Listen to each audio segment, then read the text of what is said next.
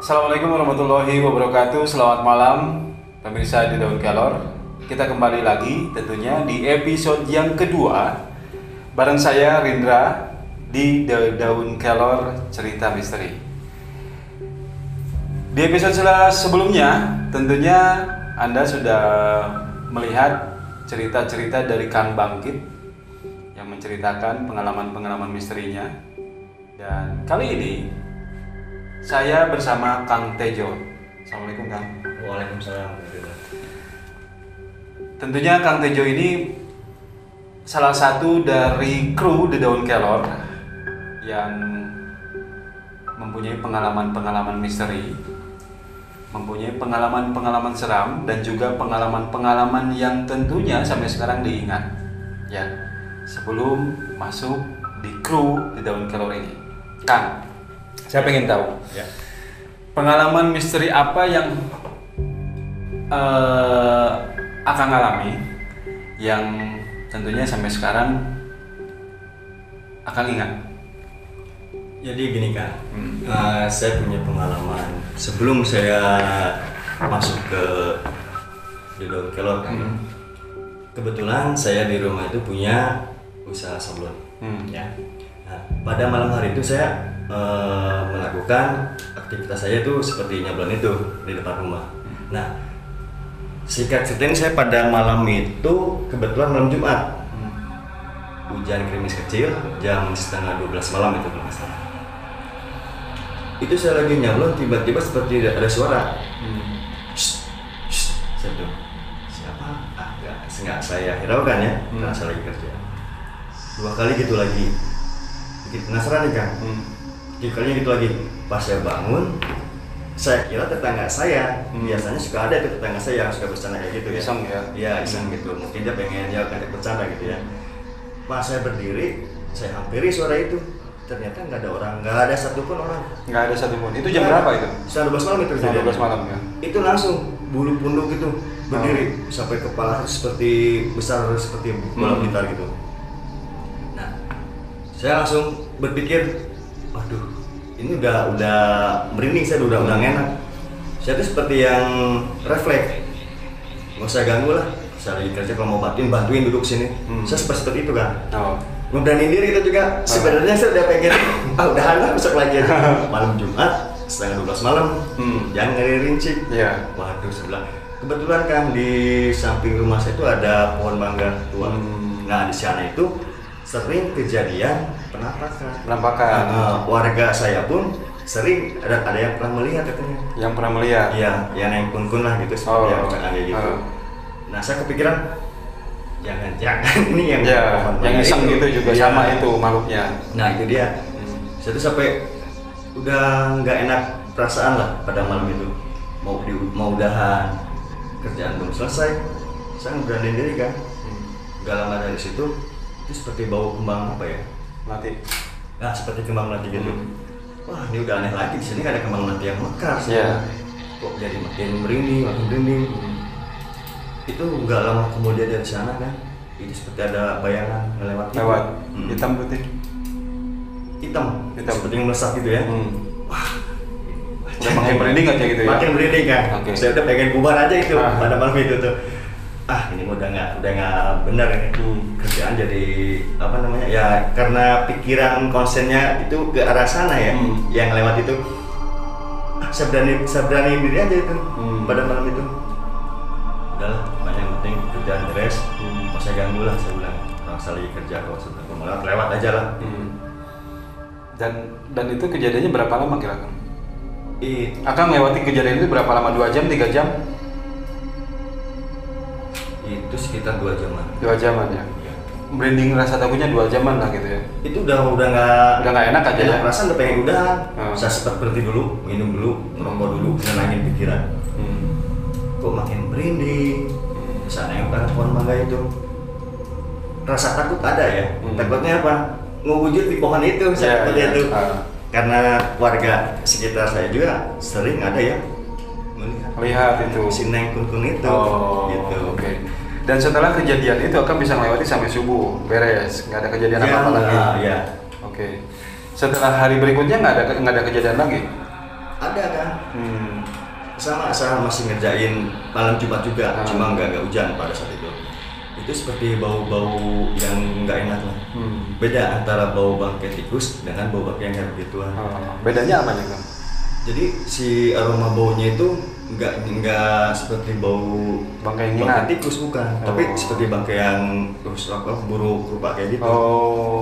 Lebih menyengat tidak? Menyengat. Lebih menyengat. Okay. Di sekitar saya itu nggak ada bangkai. Orang saya dari jam 8 mulai ngerjain kerjaan saya itu jam setengah 11 kok kebetulan di area depan rumah saya itu sepi. Emang selalu sepi dari situ? Biasanya suka ada yang lewat gitu. Kebetulan okay. sepi setengah 11 itu. Nah itu setelah saya mencium aroma yang kurang sedap itu merinding.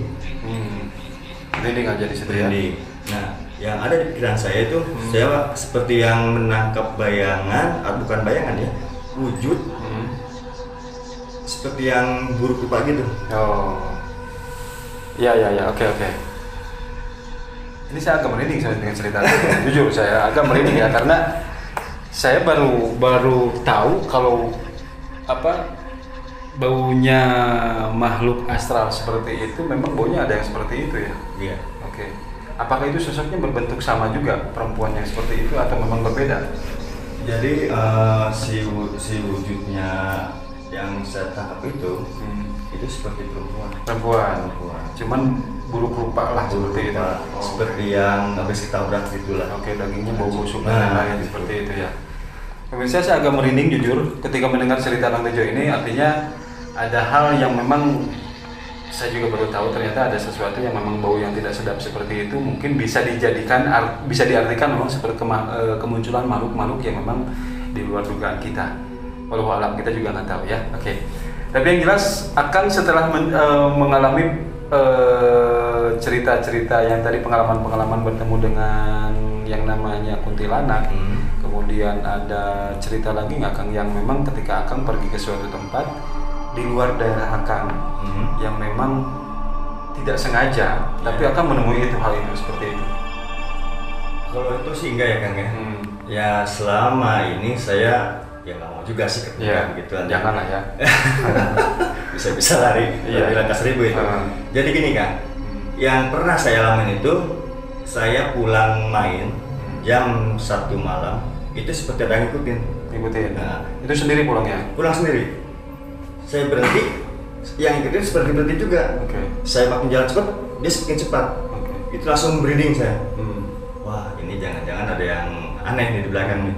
Saya tuh nengok ke belakang agak-agak malu kan, agak malu itu mau nengok katanya. Jadi saya tuh perlahan-lahan nengok ke belakang, ya takutnya tuh ada perwujudan makhluk yang ya kayak gitulah. Nah, saya nengok ke belakang itu nggak ada. Saya jalan lagi, seperti ada yang melangkah ngikutin saya lagi. Gitu. Nah itu sampai saya belok ke gang mau masuk rumah, saya sampai ngomong gini dalam hati, udahlah nggak usah ngikutin, cukup sampai sini aja kalau nganterin. Tuh saya sampai merinding Kang nih. Tuh, sampai merinding saya. Ya. Saya juga merinding sama. Setelah di gang saya mau masuk ke rumah, itu saya mengucap seperti itu. Udah nggak usah ngikutin sampai rumah, cukup sampai sini aja kalau nganterin. Saya bilang. Itu saya makin merinding. Saya ngeliat lagi, kok seperti ngikutin terus. Saya lari, lari agak cepat jalannya. Kok makin merinding. Dia juga sama lari ikutan gitu. Seperti terus aja ngikutin saya terus. Ini kok aneh ya. Saya berhenti dulu di depan rumah, nggak berani masuk. Saya bilang, saya mengucap lagi, udah cukup sampai depan rumah. Silakan kembali ke tempat yang lain. Saya bilang, kita udah beda alam, jangan sampai ikut masuk ke rumah. Saya bilang, karena kita udah beda alam, jadi nggak perlu harus ikut sampai masuk ke dalam. Udah aja saya baca aja itu, sebisa saya masuk.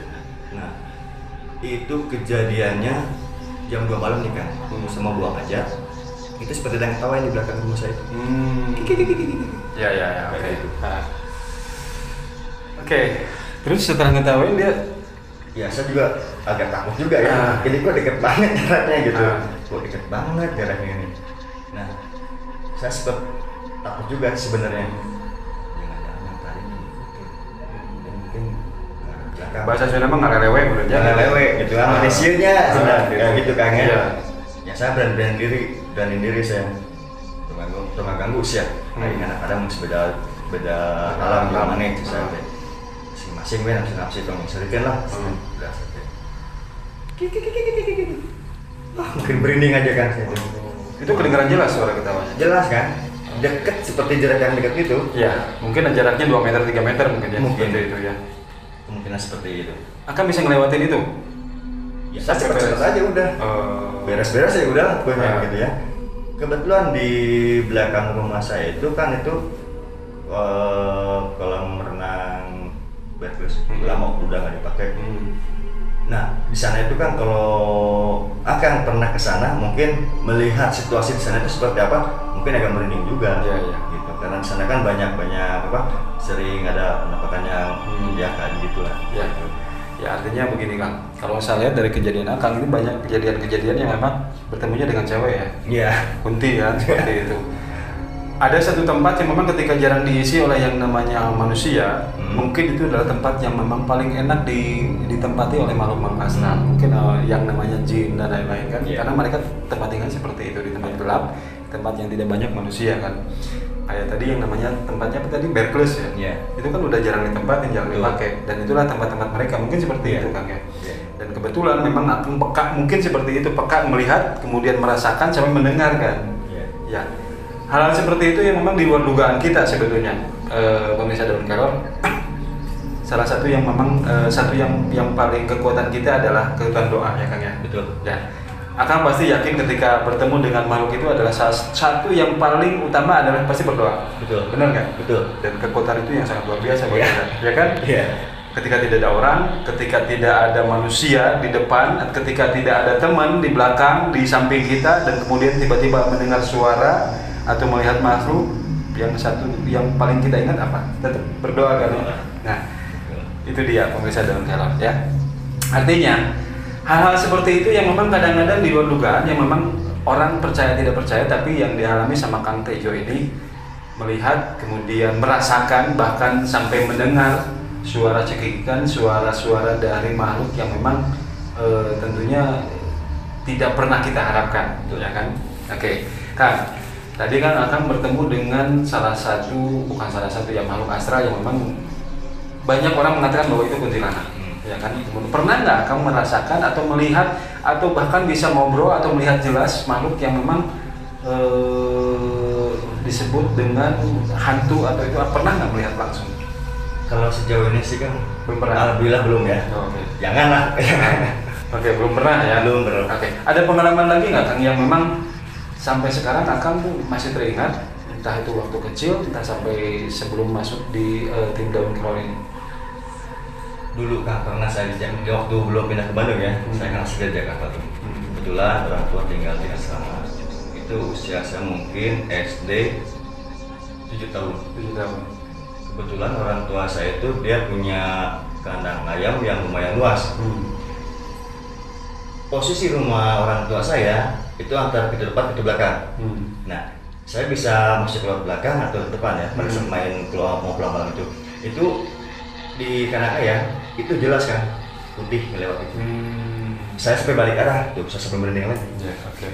Ini melihat saya ini tidak terlihat sama kamera, memang saya jelas melihat bahwa Kang Tejo ini agak-agak merinding tangannya, dan saya juga agak sedikit merinding sih mendengar cerita ini. Terus kan gimana ceritanya? Terus saya balik arah, bukan masuk ke rumah lewat belakang ya, tapi saya malah putar. Karena saya udah melihat bayangan putih ngelewat itu. Dan itu pun nggak nempel ke bumi ya, nggak nempel ke tanah ya. Jadi saya ngeliat gitu, saya balik arah, ngeliling lagi itu lewat depan, terus sambil lari, sambil yang kayak ketakutan gitulah. Pas sampai rumah orang tua nanya, kamu kenapa? Enggak apa-apa. Kenapa kamu? Ngeliat putih-putih terbang. Di mana? Di kandang ayam. Makanya kalau malam tuh pulang malah dimarahin saya itu pada saat saya usia 7 tahun itu. Nah, dari situ saya punya pengalaman seperti itu. Saya sampai gini kan, jangan sampai nemuin kayak gitu lagi. Itu ya saya nggak ngeliat wujudnya kan, cuma ngeliat itu putih ngelewat gitu. Sampai ke arah pada waktu itu waktu umur 7 tahun. 7 tahunan. Ya.